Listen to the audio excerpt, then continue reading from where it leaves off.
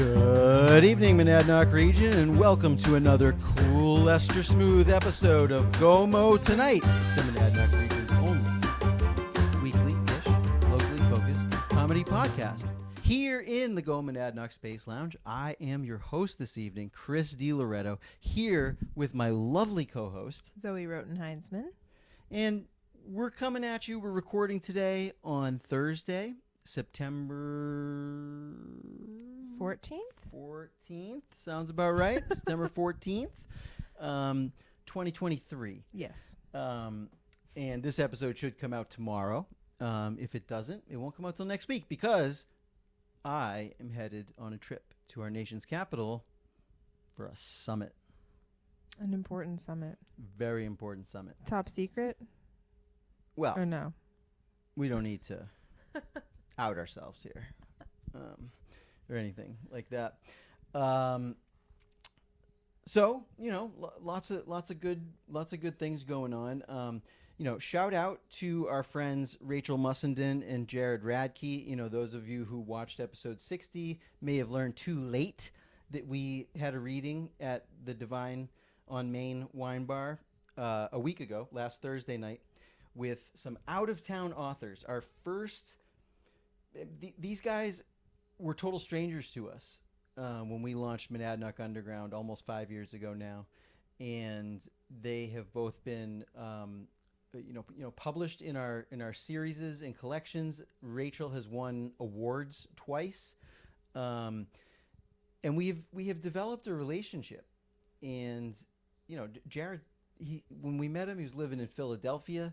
Now they're in Atlantic City. Like I said, total strangers to us before this, and now we're friends and like creative collaborators. And they used a rare weekend away to come up here and to check out New Hampshire for the first time, to see us, to read to local crowds. To fall in love with the waterfalls of Wilton. They did, yes. They stayed in a really nice Airbnb by some private waterfalls. And don't worry, they did also hit up a Peterborough Airbnb.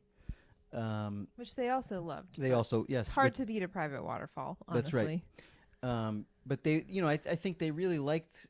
the event. I know I did. We had a tremendous audience, but I really just want to say what a great thing that you guys came up, and we should all in this town feel glad that people will come up here for things like that. Absolutely. And just, I don't want to get into this big issue, but like I know that some people in town have a fear, not entirely unfounded because this is true in other places, right?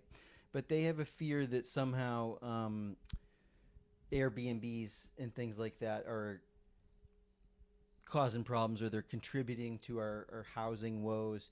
To be honest, I don't see that to be the case here in particular. And part of the reason I say that is because we hardly have any. Because that's kind of the point, is because when you want guests, some of you know, I'm sure, when you want guests to come and visit you here, if you don't have the space in your house or on your property somehow, lodging is not impossible, but people don't have like options really usually. You kind of have to pick. My parents very memorably, my dad is a very tall, large man and did not fit into the guest accommodations that I had for him at that time. And so sadly they were coming for a week. They had to find another place. They had to go all the way to the Hancock Inn, which they loved. It was a beautiful place, Very but nice. like definitely put a damper on our family vacation week because it was like a minor haul to get together each day. Right. Unplanned minor haul. So, I mean, let's remember that. Like, if you can demonstrate to me, and I'm kind of up on these issues in these types of happenings and everything. I watch the state of affairs, right? And if you could somehow demonstrate to me that we were truly losing out on like a significant number of rental units to Airbnbs, like that could go to the young low wage workers that everyone claims without thinking too hard that we have a shortage of and need to be populated with, then I might feel differently. I'm still very reticent to ban things, but I'm not closed to the idea that short-term rentals could be problematic, right? But there doesn't seem to be any evidence of that today. And I would like a couple of more, because a lot of us here like to have guests, right? Anyways, it was a great time, though. And the reason part of the reason I bring it up, other than to say thank you to Jared, Rachel, and this town, but, we don't talk about Monadnock Underground too much on this podcast, but it is kind of how we got this whole media thing started. And it's worth pointing out that when we started it, and this is fresh on my mind because we had open mic tonight, and I kind of said this earlier, but we didn't even intend to start a little publishing house. We were never going to publish books. We didn't really even intend to have an actual journal or permanent space necessarily where the public sees this writing, right? The goal from the beginning was to just provide a space, like a nexus for a community of people who are into writing, both the reading and the writing of it, to congregate around and to share things and to collaborate. And so, all that to say, we've succeeded at that and then some. And I think that the example of just these, like I said, complete strangers, no connection to us, they're not friends of friends. Jared found us through an ad or something and submitted to us. And like I said, it's been one of the most distinct repeat writers that we have. And the fact that we now are actual friends, and not just creative collaborators or online acquaintances or something, it means a lot. We've shared Storm Duck together now. Yeah, it's so true. It is so true. We did. We almost got struck by lightning, but it all turned out okay in the end. We're here. We're here now. We are. We've talked about this a bunch, and I think we are going to take the lightning slightly more seriously.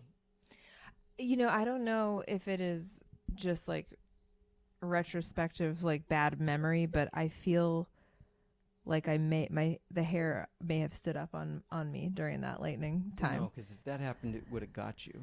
Well, that's what I was. That's what I read one time when I was really reading fearful things. I was like WebMDing with lightning online, and I read, I think in a couple of places. I'm not a scientist, guys. Okay, so I'm not an expert, and I shouldn't have opinions on anything. But anyways, what I've read is that if maybe not just like hair on your arm or something, but like if all of your hair stands up in the middle of a lightning storm, that means that there's like this like ion trail coming off of you, and you're going to get struck by lightning. Okay, like it wasn't ion trail level. Like it's like, as I understand it, you can't really get away from it.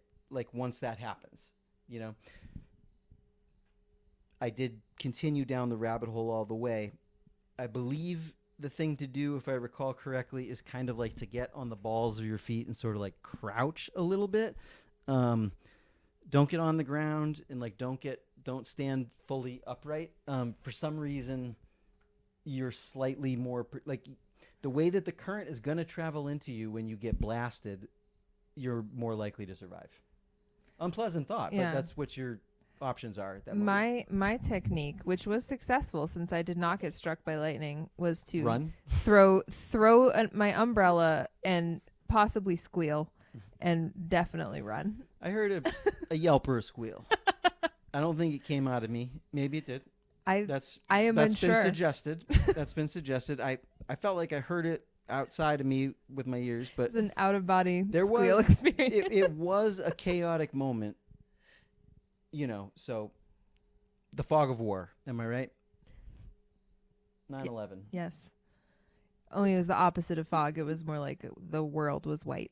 That's right. I was blinded for a second. The lightning strike was like right there somewhere, and we were trying to get this duck out of a metal cylinder. I did hear that there was a tree down like at the bottom of Goyette, so it was like half a mile. If that was that strike, or like a quarter of a mile. There was probably more than one. I mean, this one, this one made the electricity go out only for as long as like the lightning flashed. So I think it was close to the house. Yeah. So be careful out there, guys. None of us want to get struck by lightning. Definitely not. Right. So, as we head into September, I feel like we are all kind of still in transition mode. The action of the fall has yet to pick up. Maybe I don't think I'm wrong in saying that. Like town action. Yeah, town wise, sure. Yeah, I feel like the bustle. We did go to Handstock. Handstock was awesome. Handstock was cool. Handstock, props to David Young and all of the people who put that together. We're giving out a lot of props lately. It's great. Positivity, guys. My new mantra. It was just like a perfect day, which was, I mean, the bands were cool and the people were cool too, but like that was at least part of what made that so awesome. It was very hot, but it was, it was this like oasis between storms basically. And I think a lot of people were calling David being like, you should cancel. Are you going to cancel? I think it's going to rain. And he, to his credit, man, good job, dude. Like, because I know that feeling, and it's very tempting to be like, okay, it'll be a disaster if it rains. Like, we need to. We are not known for canceling things for the rain. That's true. We had an after party in the rain, for the record.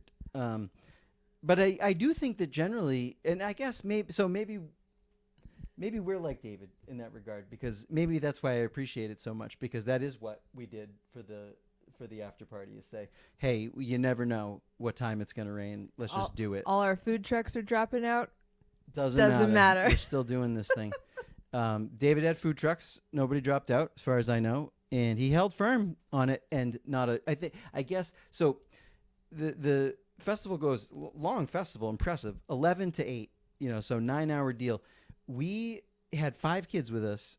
We were selling books, and we made it until like 4:30, almost 5 o'clock. So like almost 6 hours. They were troopers. They did a good job. We couldn't stay till the whole thing. I heard afterwards it rained a few drops at 6 o'clock and then cleared right back up again. So awesome. Nice. Good. It's providential. Yeah. The forces out there smiled on the Handstock organizers. It was a really nice vibe. The music was good. The crowd was good. We had to leave in the middle of this cool jazz quartet. I liked them a lot. Yeah. It's making me like saxophone. It's pretty cool. Yeah, this was some of the first good saxophone that Zoe's been exposed to.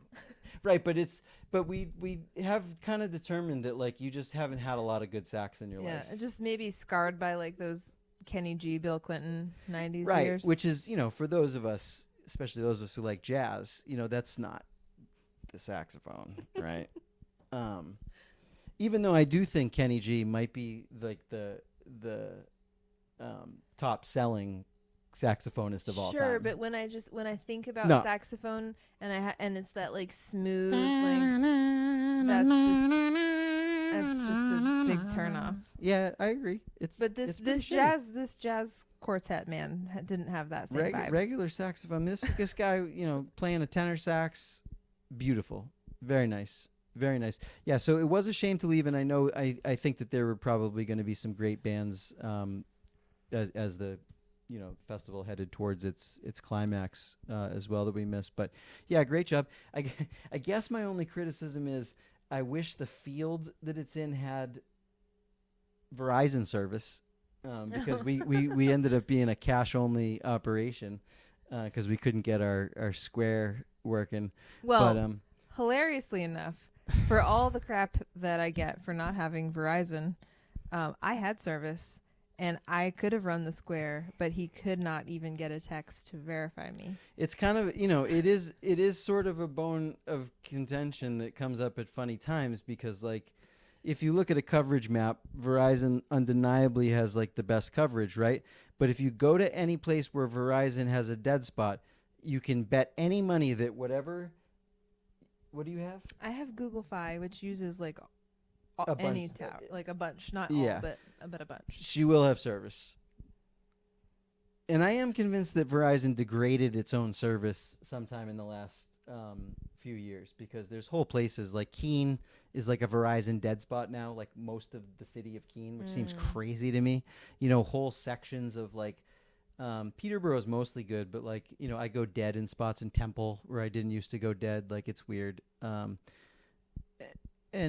that's not, I'm not trying to be conspiratorial. Like wireless carriers do that. They most likely what happened is they probably had a contract with a different carrier to use their towers for many years and decided to not pay for that contract anymore.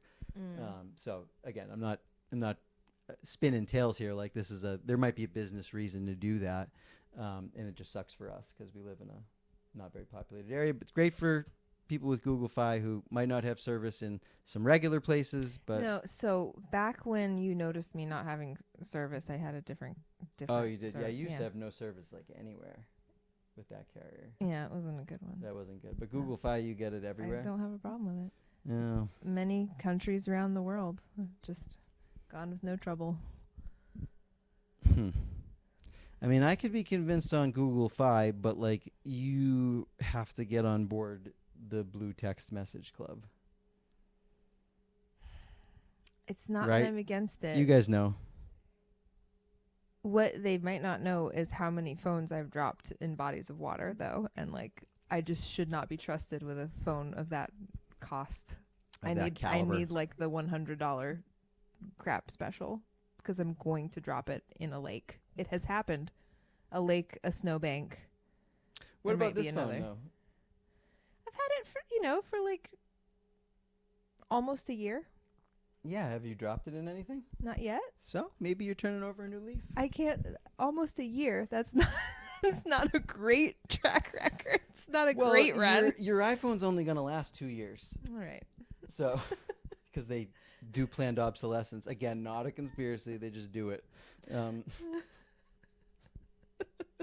Honestly, thanks to the European Union, right? The new iPhones are going to have USB-C ports instead of Lightning because the Europeans, with their continental anthem "Ode to Joy" by Beethoven. Is that true? It is true. That's the EU anthem. Oh, okay. Is Beethoven's the final movement of the Ninth Symphony, for real. Not a lot of people know that, but they decided that having all these different chargers for all these different things creates waste. And I guess that's true. And while I am on mobile devices only, not laptops or desktops, but for mobile devices, I am an Apple guy. But USB-C is way better than a Lightning port, objectively speaking, numbers-wise. Like, there's no real argument. So great work. But I don't know if they're going to do this like regulatory stuff. Maybe they could talk about the waste that comes from the fact that like they degrade the software. They shouldn't say they degrade. They update the software so quickly that your phone that's more than 2 years old, that's an iPhone, is going to start turning into a brick, basically. That's the bigger crime than the chargers, honestly. But it is, of course, the world that we live in. In this world that we live in, also, the most controversial thing going on right now in our town is something that I blissfully have no role in.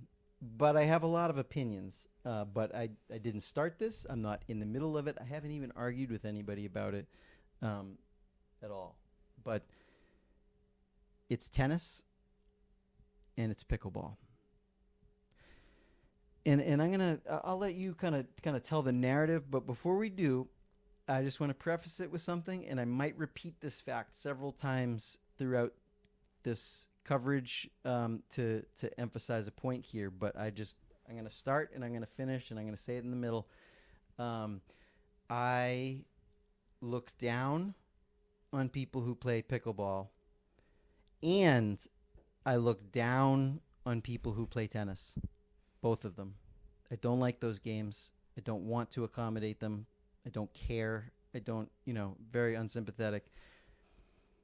I'll let Zoe tell the story, but just remember, I don't like either of these two games. I don't like it that people play them.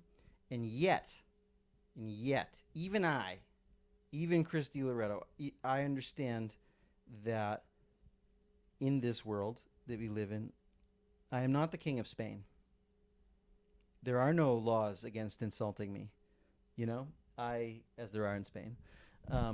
I don't get to just tell, like, I don't like Dungeons and Dragons either, right? But I don't get to tell the people that they can't play it, So keep that in mind, because that's going to come back into the story in a minute. But what's going on? I'll just start with the factual report. Factual report. So, at the August Recreation Committee meeting, our very thoughtful recreation director came to us with her proposal on how to paint the tennis courts that we currently have at Adams Field, because it was just time for them to be resurfaced. This happens every 7-8 years or so.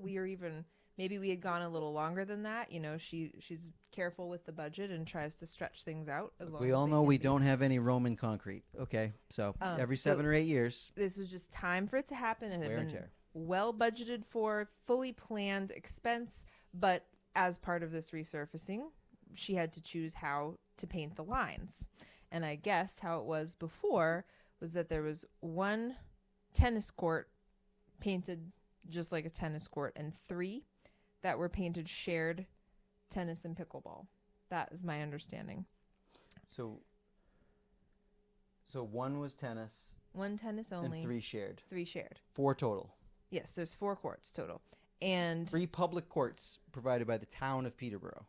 And I guess there had been a lot of requests from pickleball players to have a dedicated pickleball court, because I don't really understand it. The lines are different.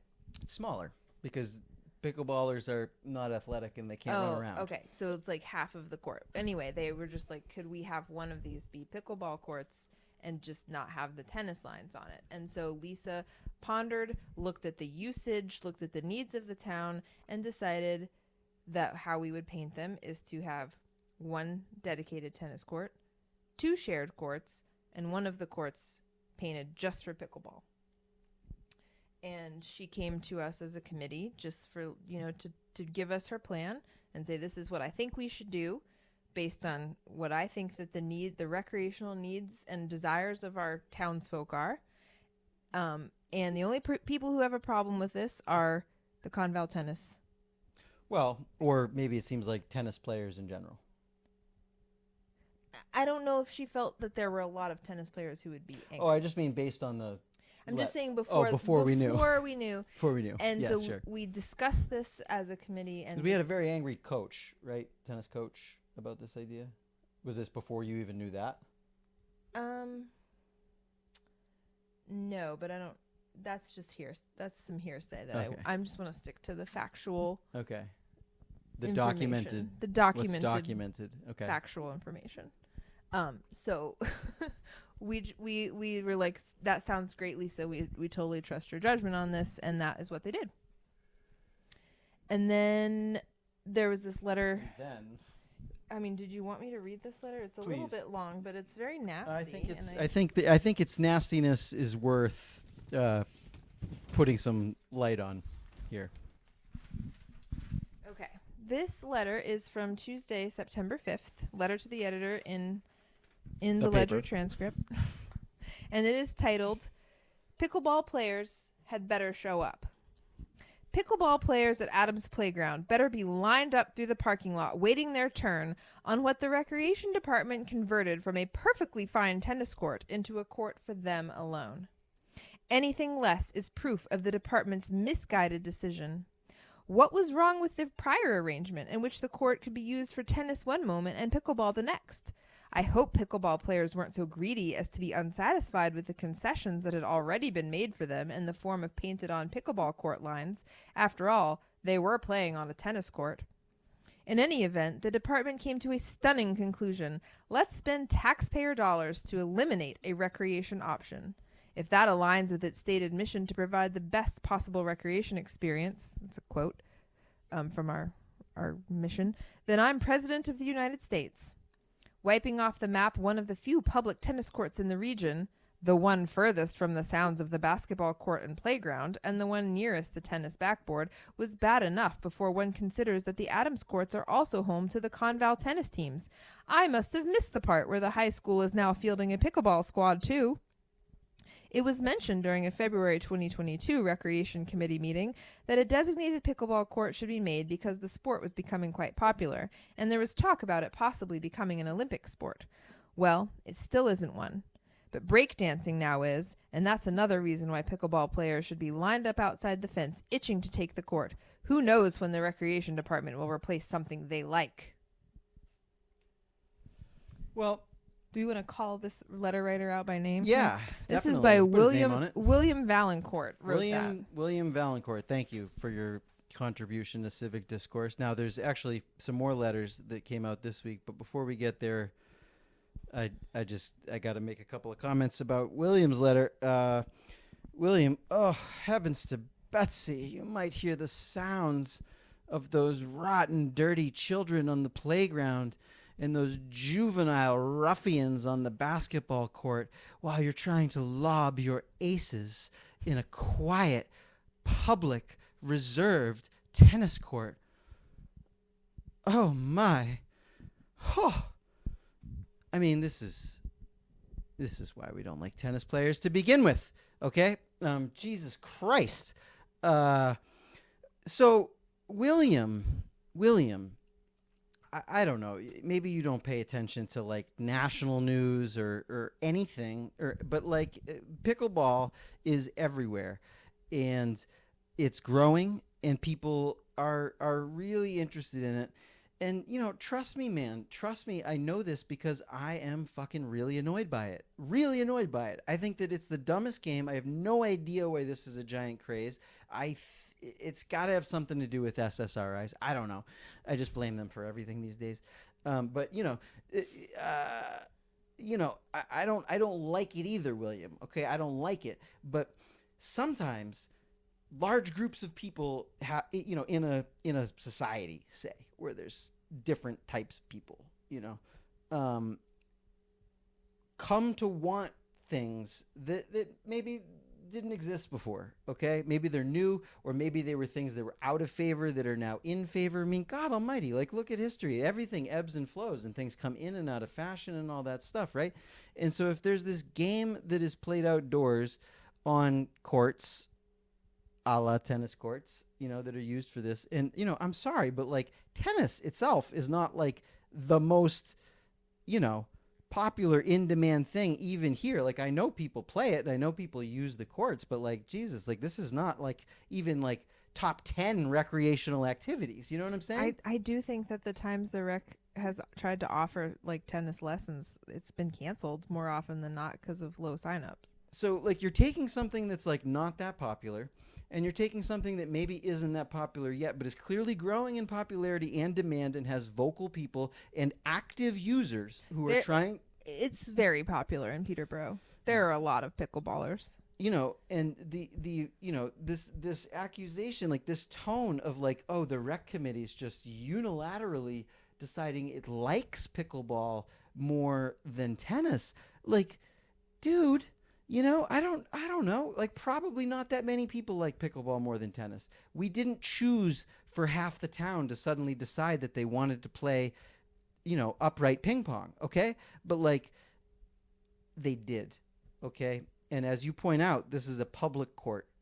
And the public court has to balance the needs of all of the public, not just the people who assume some personal ownership of it because they've been doing an activity there before. Things change, bub. You know what I mean? Like, get used to it. Like, that's life. All right. You don't sound like a young person. So I'm just going to go ahead and say, I think you're old enough that you probably should have learned that by now. Okay. You got to roll with the punches a little bit, pal.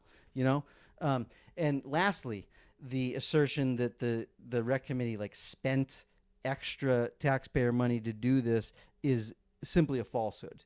It's a false statement. As Zoe pointed out, regular maintenance required the courts to be resurfaced.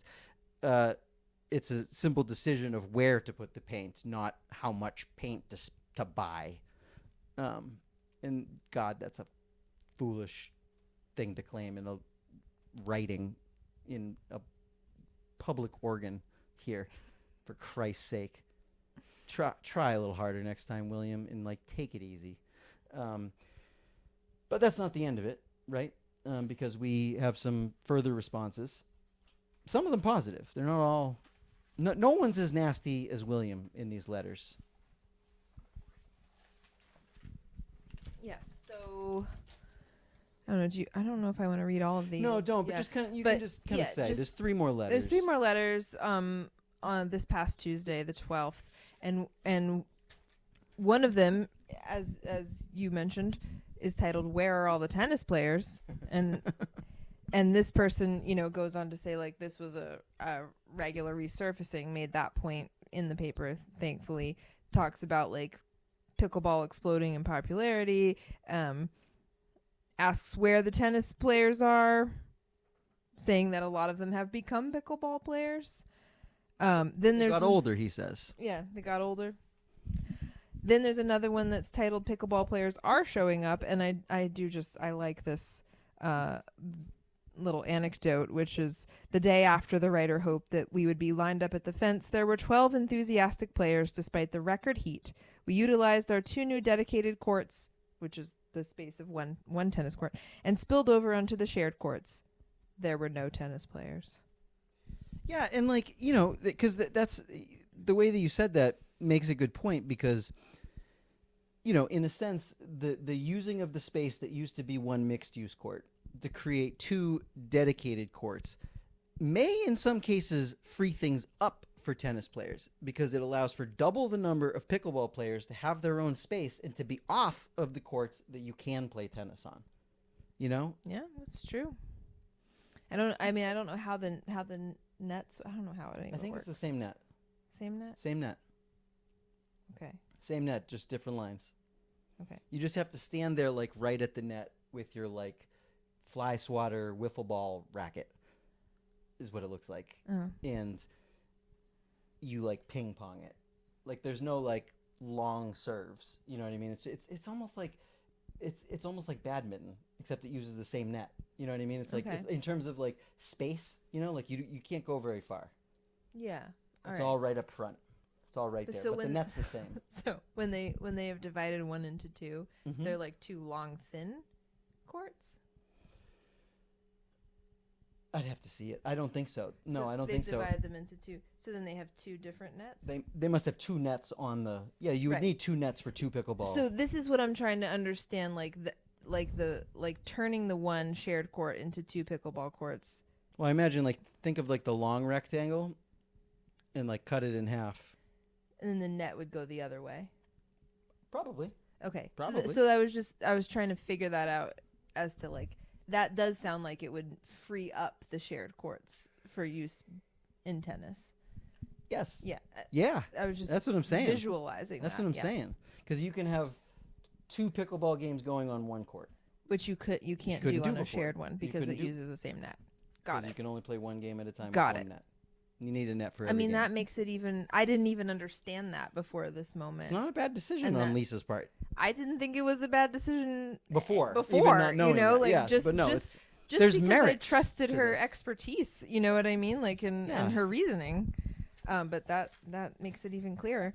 And so the third letter is not as nasty as the other one, but it's maybe the most annoying to me.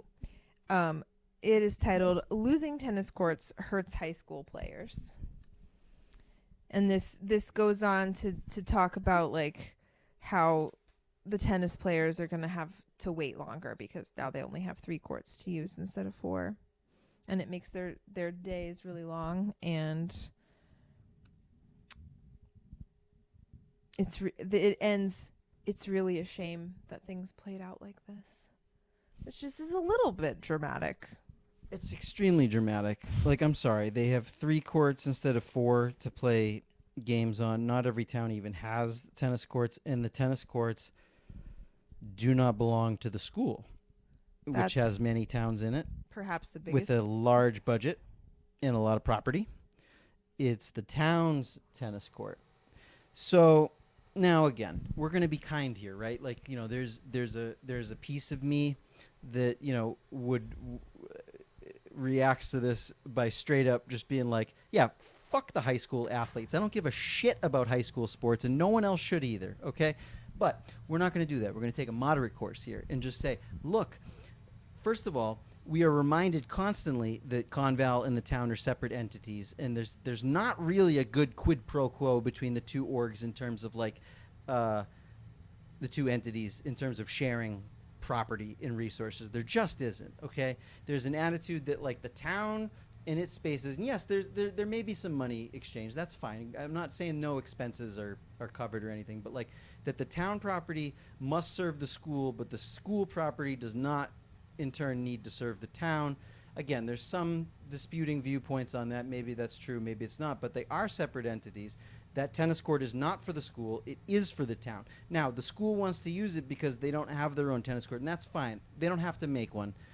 If I wanted to be mean, I would say that they should with their big budget that's a lot of our tax money, and with the tax money from the other towns that like produce the offspring that become the children that some of which play on the team, right?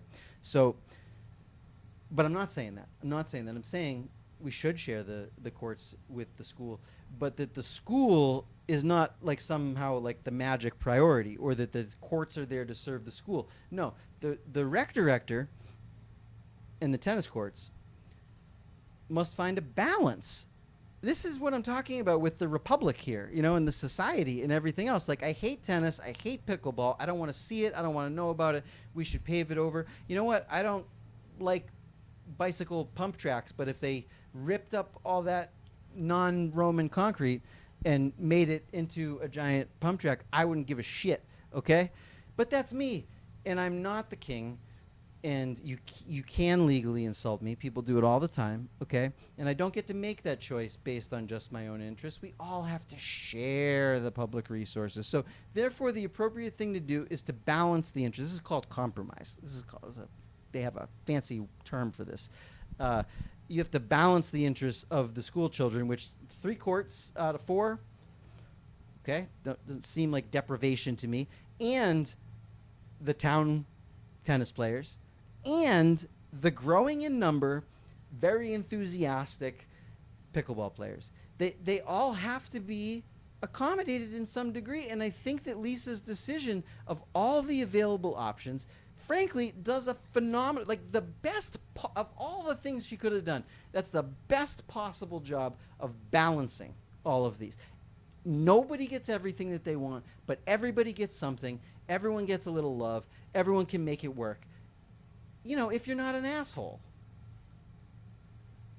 It's really what it comes down to. Share the courts, guys. Get a goddamn grip.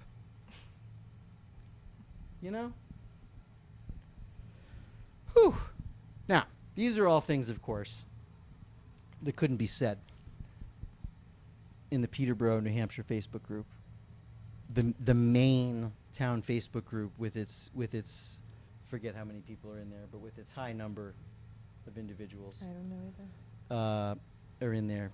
And you know, 2 episodes ago, we talked, maybe 2 or 3 episodes ago, we talked quite a bit about the different groups, you know, but that was in some ways, you know, I was a little hot-headed at the moment. Not that I take back anything that I said, because I don't, but you know, I had just been exiled once again from that group, right?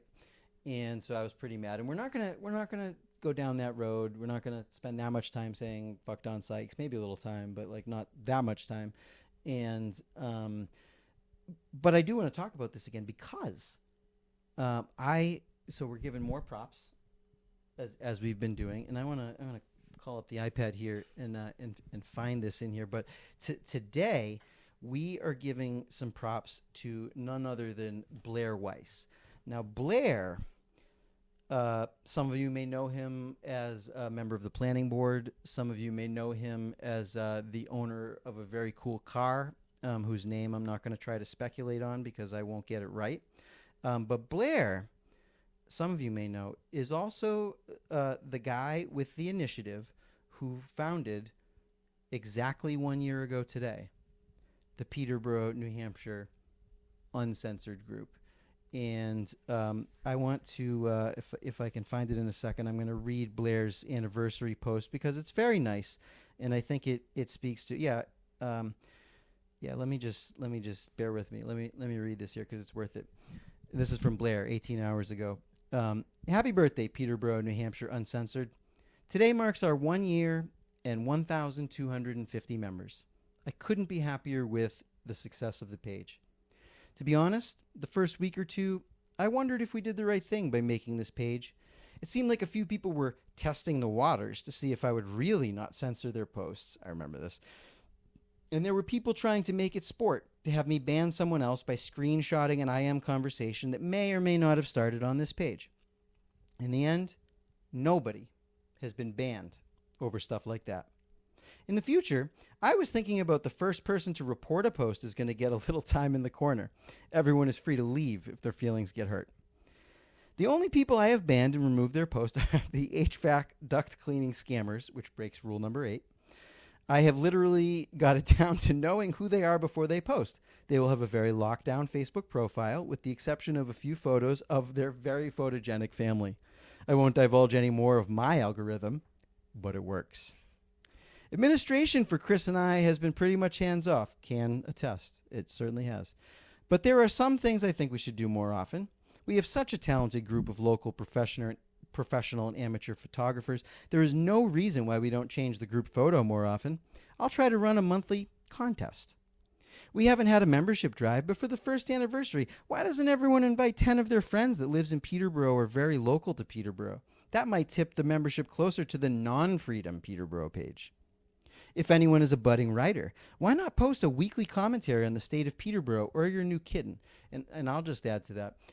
If you want to write something about the state of Peterborough and you throw it up there and we like it, you may hear from us. We might want to put it on Go MONADNOCK, because we're always looking for that kind of thing too. So I second that request from Blair.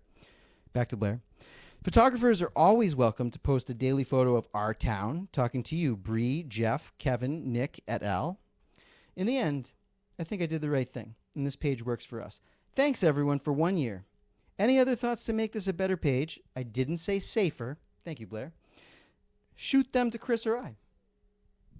And that's that. And so, yeah, thanks, Blair. I echo Blair's sentiments, and I want to give a little bit of background. And again, I'm not going to do this from a perspective of rage, because I don't feel rage today. We're being very positive, okay? But, there is the Peterborough, New Hampshire group. And why is it the main group? Why does it have the most followers? Well, it's luck, okay? And I've said this before, and that's all it is. Whoever in any town across the land, across the wide realm of America, right? Somewhere around like 2010, I want to estimate 2010 to 2012 or so, is when the idea of town Facebook groups came into the world, okay? And there was this time period, just like with anything else new on the internet, where those people who went in and like claimed it first got it, okay?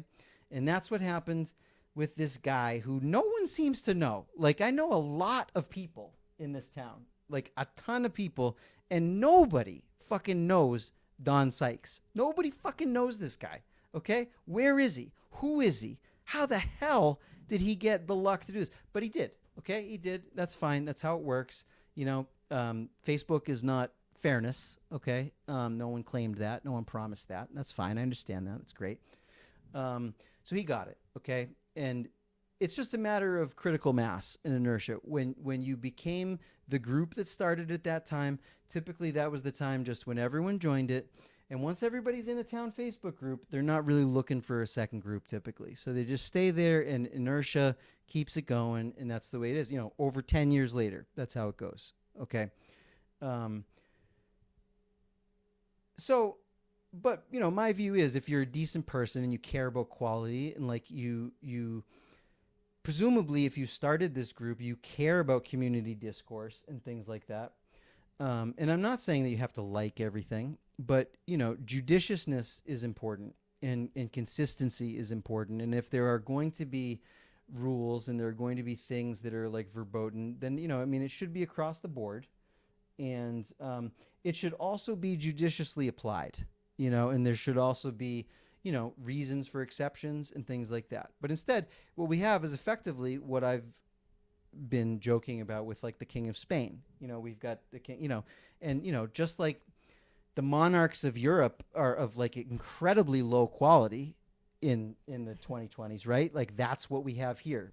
with the founder and the moderators of the Peterborough, New Hampshire group. They're like the kind of like inbred kings that still exist in Europe, but they still have some laws on their side, right? So they use that and they maintain it. And you can't have a very honest discussion on that page. You can't, in some cases, be critical of like public interest things, not just a personal battle, but, what we criticize and what we, talk about that's not super positive or whatever. And when people bug the shit out of you, you can't tell them that because that's just how it is over there. When someone, really crosses a line and, does a lot of things, if you retaliate, if you are not one of the people in favor of like the King of Spain, well, then you get booted and stuff. So many times before this, I don't know how many, but a bunch of times before this page was founded by Blair, there were attempts to do this, and they all failed. None of them brought enough people over with them. And that, as Blair kind of alludes to, like that very well could have happened with this group, but it didn't. The moment a year ago when this started was a moment in which the problems with this main town page were really obvious to a lot of people. And that's why a lot of people immediately came over to the new group and why it's continued to grow. And yes, we're not at the mass of the other one, but having 1,200 plus people in it is like 10 times more than any of the attempts in the past to have a moderation-free group, a freedom group, as I like to call it, break off. So absolutely new ground here we're covering, and it's going to continue. It has stood the test of time. It's not a waste. It's vibrant. I know, because it's like I'm not in the other group anymore. So this is the one where I have, and there's there's some good stuff going in there constantly, and we can swear, and we do all the time, and it's great. And so thank you to Blair. Around the same time, there was another. I don't want to be selective. Only select the examples of that support my freedom group, right? There was another alternative group that was formed at that time called... I think that one was much older. Was it? Had it been there? Yeah, I think that one gained, I think, during that time. Yeah, it probably did gain. But it was like pre-COVID or early COVID. Okay. So this is... I'm speaking of the Our Town Peterborough. The Maple Leaf one. Yeah. And... So that one, you're probably right. It's old, but I do think that they saw a lot of growth at the same time that this one did, and that's fine. It's a really boring group. Like it's like so boring that like I wouldn't even try to start shit in there. Like it's like really just dead in there, right? But these two groups, I think, represent like the two possible paths coming off this clusterfuck of this really low quality group that still exists to this day. Because, you've got two choices. You can say, no, we're going to take the freedom at whatever cost, right? And like that might cost us an annoyance or, an unpleasant encounter or, just something putting us in a bad mood or just, really making us feel a way that we don't want to feel, right?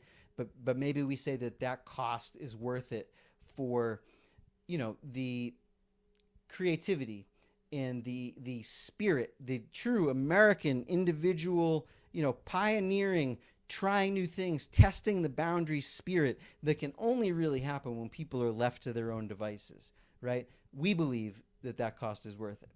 On the other hand, if really what you want, and a lot of people do want this, just like pickleball, I'm not going to disenfranchise them, a group that just nothing happens except no one even complains about anything, but very occasionally someone needs a plumber, very occasionally someone talks about an event that's going to happen. There's no conversation, there's nothing happening, but maybe you want that because that's the sort of 65-year-old that you are. That group is available, but we have outperformed them in a shorter period of time. And so to all of you who have joined us in the Freedom Group and who continue to participate or even just lurk in the fantastic F-bomb strewn conversations that we have that are quite funny and jovial and frankly extremely community oriented and are true community, honest community in a way that the regular group cannot produce and will not produce because of its leadership. I salute you and I thank you for joining us. And like Blair said, tell your friends. Let's get some more people in there. Because it's happening. This is the place. It's going to shift over there. Happy birthday. Happy birthday. Thank you, Blair.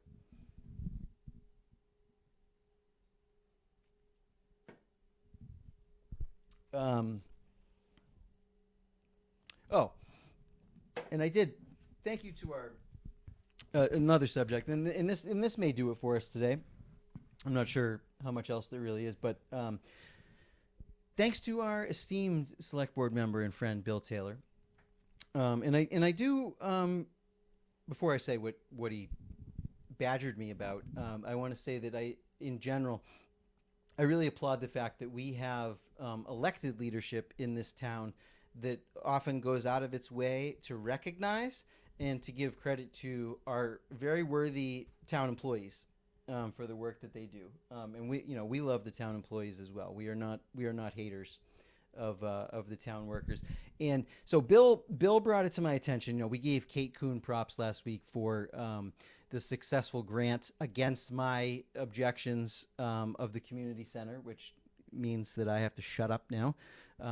And I don't rescind my credit to Kate. It was Kate's willpower and the vision and the desire to do this that pushed it through. But what Bill informed me, I didn't know this. I wasn't trying to deny anyone credit, but apparently it was Ali Kreutz in the office downtown who wrote the grant application. And as anyone who's has even like a cursory familiarity with grants knows, this is why there are literally a grant writer is a job that is sometimes paid very well at an institution, because getting grant money often really does come down to how the application is written and how it's presented. And so Bill pointed out to me that basically Ali took that on and basically was responsible for the writing and the final product of that grant application that really got us far more than anyone expected. So no one's disenfranchised here. Ali, congratulations and thank you for your work there in making that happen. That's a lot of money. It must have been a hell of a grant application. And so don't want to leave you out. Thank you, Ali, and thank you, Bill, for making sure that we got the record straight on that one there. But let's paint over the bees, because we're not all part of the hive. We don't want that. We want freedom, not drones. Drones. What is the strike. freedom? What is the freedom insect? Probably like a locust. Just comes and takes every. No, I'm just kidding. I'm just joking. That's a colonizer insect. Like a monarch butterfly. Yeah, I guess so. Maybe we can find natural world role models that aren't bugs. Just throwing that out there. Bears. I don't like the bears, but I would rather be compared with a bear than a bug. Do you want to be a bug? Like, do you want to tell your kids, like, be like a bug? I know you guys fetishize, like, and I really use that word intentionally because it is almost sexual, the pollinators. Even though we live in the largest growing forest in the world and there's pollinating plants fucking everywhere, no matter how many people don't mow their lawn, it really is. It's libidinous the way that you obsess over pollinators. And I really, I kind of wish like Freud was alive so that he could, because this is beyond anything that Freud could have ever conceived of. That's how weird you are. Okay. I know you love the pollinators, but do you want to call your children bugs? Do you want to say to the kids, like, you're part of the hive? Do you know what that means? Do you know what it means to be like an average bee in a hive? Is that what we want from our kids? That's definitely a little Oedipal. Edible? Oedipal. Like Oedipus complex. Oh, Oedipal. I was like, edible. I was like, yeah, these people need to eat an edible instead of thinking about pollinators. But yes, it is. Well, if you're, the queen lays all the eggs Oh, for I all see. of So them, mama queen. and then so like all the boys that hatch, all the drones are like her sons. But they want to bang her. Yeah, that's their only job. Is that what you want? And then the daughters just work themselves to death and never get to reproduce. Now we're getting into like Margaret Atwood territory here. Like what, it is a little odd now that you mention it in a psychosexual framework. Do you want us to be part of the hive? Really? Like I don't say this out of like an ignorance of nature. I say it because I know what bees do. And we almost ended on such a positive note. Even if we are aroused by the idea of like bees eating from flowers, I just don't think that we want to send the message like be like the bees. And that's frankly ridiculous. And I just wish that I was around to say something when someone somewhere who I'm sure was very well intentioned and like horny for pollen decided that this would be a good idea to paint on the side of this bunker when we could have painted anything, literally anything in the world. We decided to do insects, and with a message like encouraging us to be like the insects. I just wish I was there to maybe gently, without F-bombs and maybe without the sexy stuff, gently point out the other side of this, that like, but maybe you didn't think this all the way through. Like, anybody thought about this? You don't want your kids to be like the bugs. They don't behave very well. Not an example. Not my friends. Is the best advice I could possibly give you on a Thursday such as this in a post 9/11 world. Okay? Don't be like the bees. Be like a human.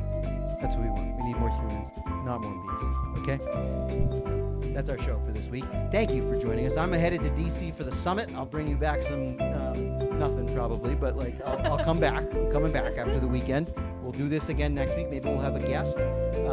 Maybe we'll have Ed Walker on. Who knows? He's been hard to nail down. They did have that forum tonight, and I don't know any details, but I'm told it went really well. So props to the fire department and anybody who went there, and let's have a new fire station. But we'll talk about that more another week, okay? Until that day comes and we all reconvene here in the Space Lounge. Whether it's about the bees or something else, please, I urge you, implore you, take good advice until we can see each other again. Thank you for joining us.